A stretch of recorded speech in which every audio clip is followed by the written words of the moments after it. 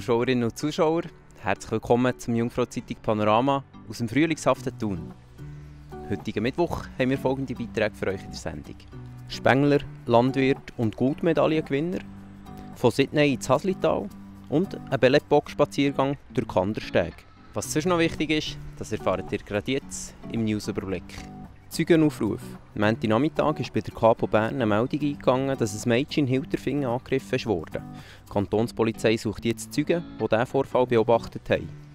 Der Thuner Stadtrat entscheidet über einen Wasserzauber. Am Donnerstag wird der Parlamentssitzung über die Finanzierung des Wasserspektakels entschieden. Es geht um gut 100'000 Franken. Zu den Befürworterinnen des Wasserzauber gehört unter anderem die Innenstadtgenossenschaft Thun. Reibungsloser Start. Der erste Einsatz der neuen Beschneiungsanlage am Bettelberg ist glückt. Das teilen die Lenker Bergbahnen mit. Mit dem neuen System können jetzt ein grösseres Gebiet durchgehend beschneit werden. Der Timon Zimmermann hat im vergangenen Jahr die Swisskills in der Kategorie Spengler gewonnen. Das, obwohl er dann schon gar nicht mehr auf dem Beruf gearbeitet hat. Der beste Nachwuchsspengler der Schweiz lässt sich nämlich zum Landwirt ausbilden.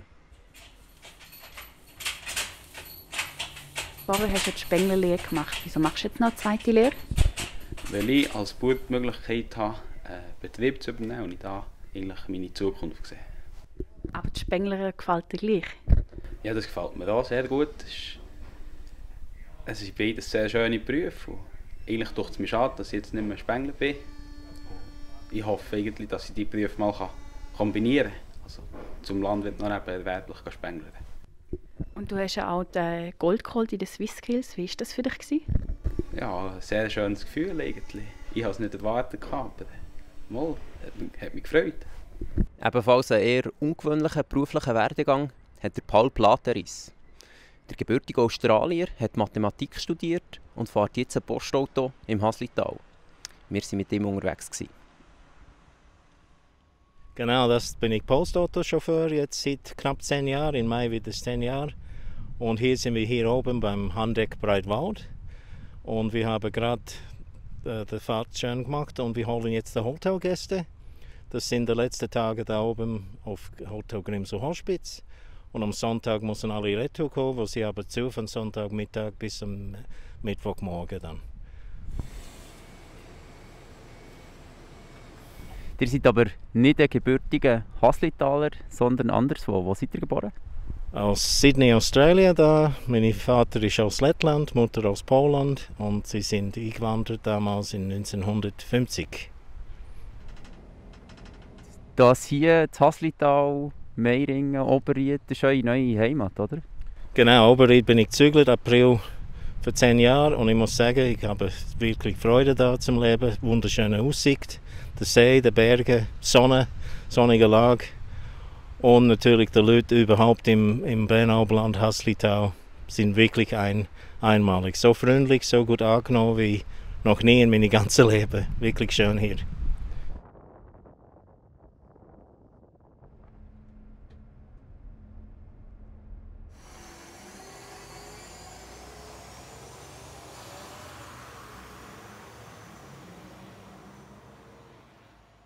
Schön ist es nicht nur im Grimselgebiet, sondern auch im Kandertal.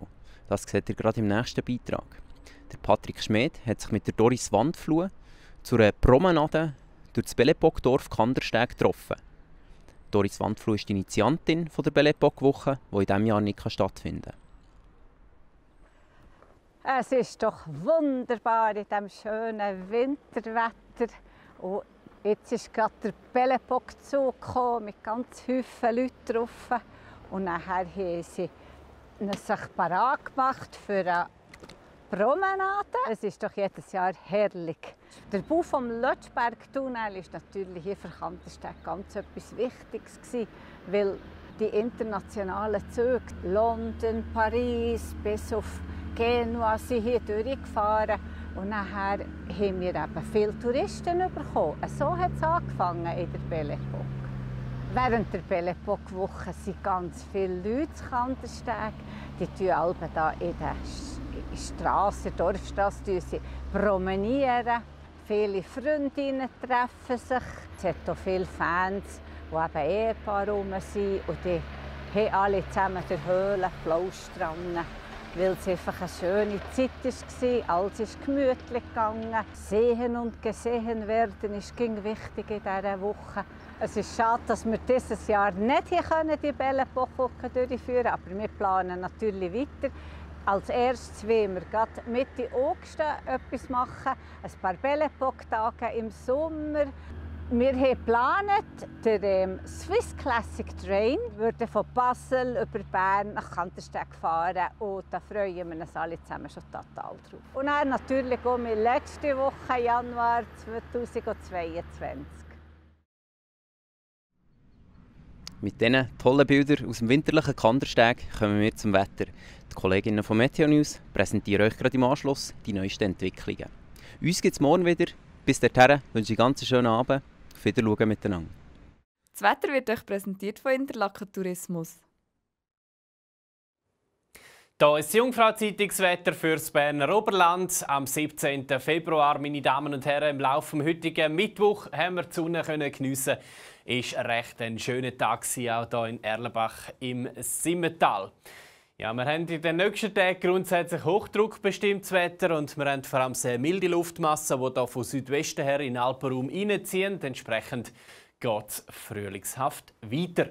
Morgen, das heisst am Donnerstagmorgen, starten wir stellenweise mit ein bisschen Nebel in den Tag hinein, in den tiefen Lagen, hier Richtung Arental, vielleicht am Thuner und am Brienzersee. Sonst trotz ausdehnter hohen Wolken zum Teil sonnig, Temperatur am Morgen knapp unter dem Gefrierpunkt, am Nachmittag dann maximal etwa 10 Grad in den tiefen Lagen. Und wir sehen es hier an der Höhe sehr mild in Adelboden mit 9 Grad. Am Nachmittag geht es dann auch weiter mit einer Mischung aus Sonne und Wolken.